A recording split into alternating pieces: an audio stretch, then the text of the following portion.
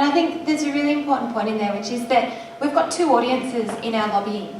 One of them is our elected officials, the policymakers who have the capacity to change the regulations. The other is regular people who can also put pressure on those policymakers. So not shying away from those difficult discussions with family members who say things like, as a woman in my co-op, her mother-in-law said to her, if your child dies because of raw milk, you're never going to be allowed in anyone's house ever again, you know, something like that. Crazy and guilt-inducing, really nasty sort of stuff that comes out because people are concerned about safety. And the safety of children is something that really gets to sort of the guts of people and their concerns. So making sure that we can support those people when they're actually saying back to their families, actually, this is safe. Being part of a community that stands up. When I can certainly say, when I've seen these arguments happen on friends' walls on Facebook where people are saying, well, you know, you're being irresponsible, you're going to kill your children, why don't you care about the children? You can actually step in and have a rational discussion with them. If they're using that highly emotive language, coming in with some simple facts, the ones that we've put in the research pack, the ones that we've been talking about today, about the basic safety that can be ensured with the production and consumption of raw milk, can really shift the dynamic. And it starts normalising the conversations as well, that we're not just a bunch of wackos who every now and again pop up in the media with dead kids. We're actually a group of people who are genuinely concerned about what we consume and how we interact with our environment. And of course we don't want our children to die. And our farmers don't want our children to die. No one wants children to die. So why is that the conversation that we're having? When what we could be talking about is the health benefits that this nutritious product can actually have on our children's lives and on our lives as well. There are some really simple interventions that we can have in the public sphere with our friends and our communities and the online communities that we might move to as well. But it does take a bit of courage, especially if that community doesn't really know a lot about the issue, and especially if you're sort of going to have to deal with some of the emotional language that gets thrown at you. Which brings me to one of the important points I had, which is choose your battles. If you're on one of those forums or in a discussion with people and you've made your points rationally and you've put them on the table and there is someone who's still using that emotive language and still saying, you know, children and deaths and safety and so on, and the government's here to protect us and blah, blah, blah, and why don't you see that? There's no point engaging with them anymore. Step away, look after yourself. You've made your point. Hopefully there are other people who've witnessed some of that discussion, who've been sparked to think about what you've said, but getting yourself into, or letting yourself get whipped up into that emotional reaction where you're using similar language or saying things like, but you're just so stupid. It doesn't help anyone's cause either. So learn when to step away and just to know that you've done your best, you've contributed to the discussion. Part of what we're doing is normalising the knowledge around the safety of raw milk. I had an instance at the farmers market 2 weeks ago where a woman stood in front of me and said, I would never feed raw milk to my children. And I said, well lady, I'm 68 and I've been drinking it for 65 years. I don't think I'm dead. And I was never going to convince her as long as she had 2 legs on the ground. You can't win with some of these people. Yeah. You've got to be prepared, as you say, to walk away. Yeah. And walk away with your dignity and your credibility intact as well. And that might mean that some meetings that where you meet with policymakers or their advisors are really frustrating. There might be a point that you actually think, I'm not going to convince this person. I'm going to put the information that I've got on the table. I'm going to make a dignified, credible exit from this situation. And I'm going to let the rest of the ARMM community know that we probably shouldn't try with them. Let's focus our attention on someone else. As well, sometimes when you have a discussion, they think that everyone want everyone to drink raw milk. Like that woman, it's like, well, you don't have to feed it to you. If she's happy drinking the $1 a litre muck from the supermarkets, fine. Nobody's held any, to my knowledge, nobody in Australia has held anyone down and poured raw milk down their throat. It's a choice they make. They have to pay 3 to 4 times as much money to get it. And it's a choice. The argument that gets presented at that point, though, is but the children don't get to choose. Therefore, the parents are being irresponsible. The children can't choose, and they're old enough. That's true, but So the that's parents the have argument already that's made a choice Okay, on so behalf. if you're in a meeting and the person said that to you, what would your response be? I have read enough to be satisfied that I'm making a good choice for my children. Yep. And hand them. What other responses could we make? I've got a curveball. Look at the curveball. Great science supports.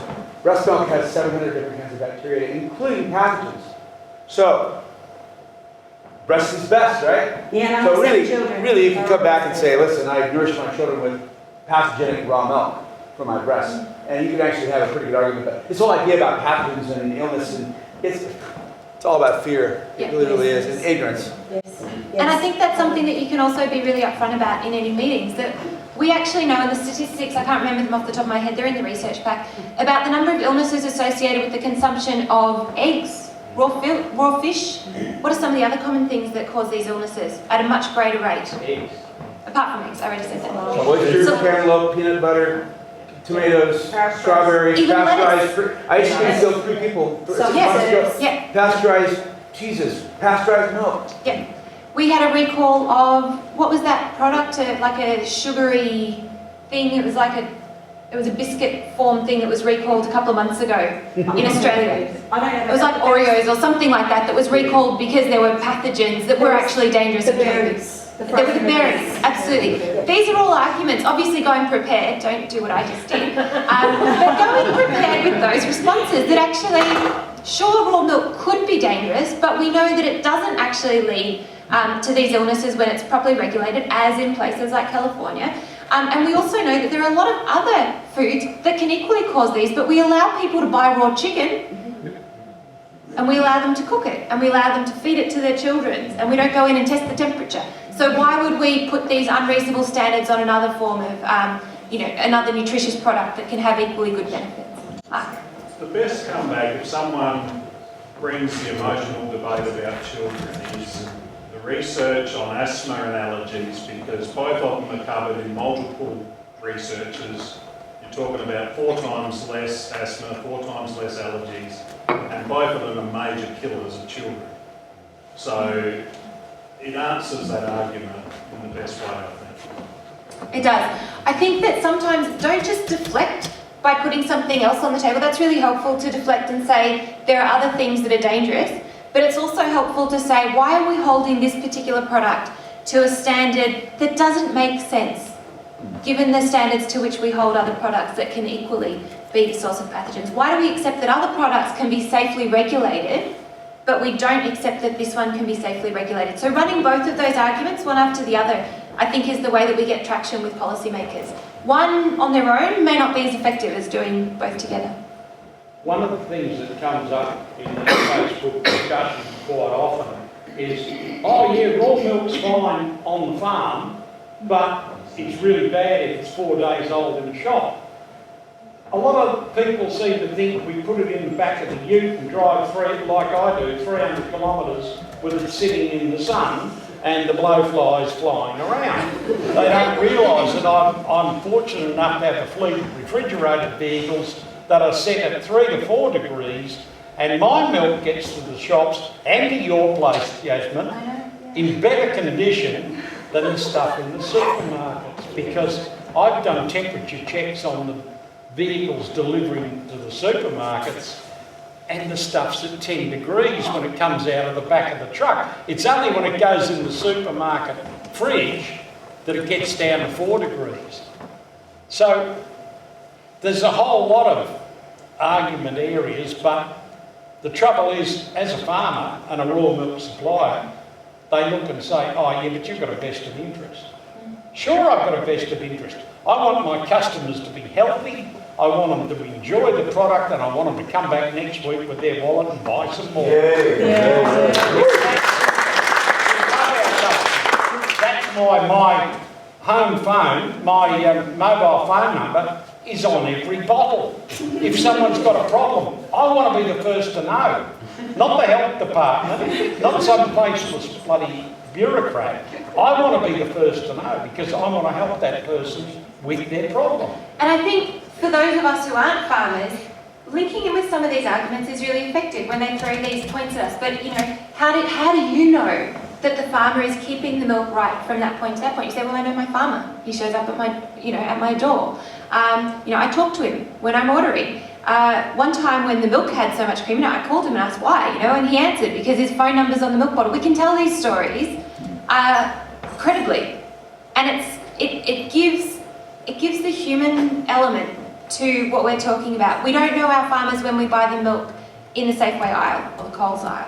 And the MPs who do that, they don't know their farmers either. The idea that you actually know someone and that there's a sense of responsibility that they have to you and that you trust them because you've actually asked about the practices, that you're engaged, you're educated, you know what's going on. That gives an enormous amount of credibility to the lobbying that you're doing.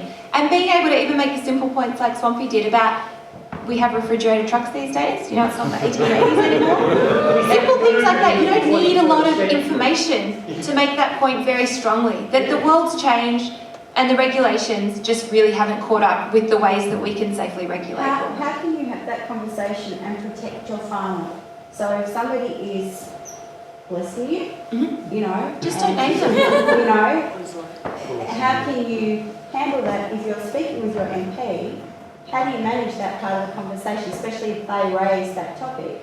You don't have to tell them who your farmer is. No. If I was the MP and I said to you, who's your farmer? You could say to me, I don't want to disclose that to you. Yep. And that's it. They can't subpoena you, they can't get the police on you, they can't force you, they can't hold you down. You can just be, just be really honest about that stuff. And I think that's also a really key lesson in any lobbying that you're doing. Be honest, be genuine. Yeah. Don't try and obfuscate things. Don't try and bring in information that you're not completely sure about that might have some errors in it. Work with what you're confident with.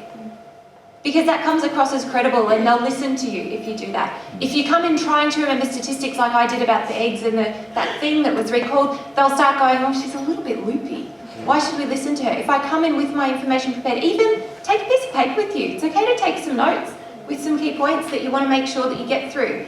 Take it in, just be calm, take a breath if you're starting to get nervous, have a sip of water, look at them, connect with them, smile at them because they'll smile back at you and it'll help you relax a bit. And you can just be honest about why you're drinking this and why you're lobbying them. That was a good answer, though. Take my That glass helps. of milk, I can be honest. You can be honest. Not disclose it. Yeah, take them the milk, but maybe without Swampy's number on it. Put it there. Put the number on it. Happy with that. I'm quite happy with that because I'm really proud of what I'm doing. And I'm going to force the issue.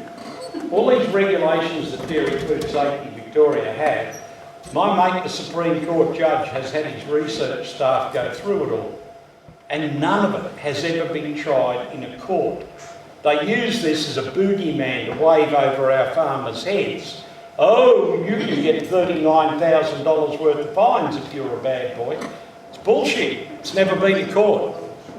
And they're scared now to take me to court because if it gets thrown out, the whole ball game's over. The gate's open, we're all in there. They're scared. Dairy Food Safety are now talking to us in a somewhat civilised tone, which is amazing. They politely asked me to write to them and request that they send me back my application for a raw milk licence. And I said, no way. And they said, but we can't give you your $400 back. And I said, mate, that $400 is staying right in your bank account to let you know how fair dinkum I am. And they haven't communicated with me since. I can't work out why. Well, I suspect part of it is also that it's really important that our farmers have formed this association, and they have, and it's all going really well, and that they're doing this sort of lobbying like Swampy's talking about. It's really important for us to support them by doing the political lobbying. Because even if, and it sounds like Dairy Food Safe is sort of on our side. They're sort of there. They know that they've got the right sort of regulations. They can see that there's a starting point. They're sort of excited, or they're sort of bored, and maybe excited at the prospect of doing something else. But they can't make this change themselves. They can't do it. They can put a little bit of upward pressure on the decision makers in government, but they can't do it until they actually get the decision coming down from the policymakers that this is something that will be changed in the legislation that we have that currently prohibits the sale of raw milk for human consumption. So we really do need to work together, and I can't emphasise enough how important it is to really stay engaged during this process. Don't just take the pro forma letter and have one meeting with the MP and let that be it. If we're going to actually get this through, it's going to take a lot of collaboration and a bit of energy as well. And I think if we can support each other through that, if we can share the really frustrating experiences that we have and share the really positive experiences that we have, share tips, what's been working for you, what hasn't, what did you do, what was the curveball question that you got that you didn't know how to answer. But maybe if you can put that up on a discussion board, other people might figure out an answer before they go into a meeting. That's how we can actually create the political momentum to get this changed.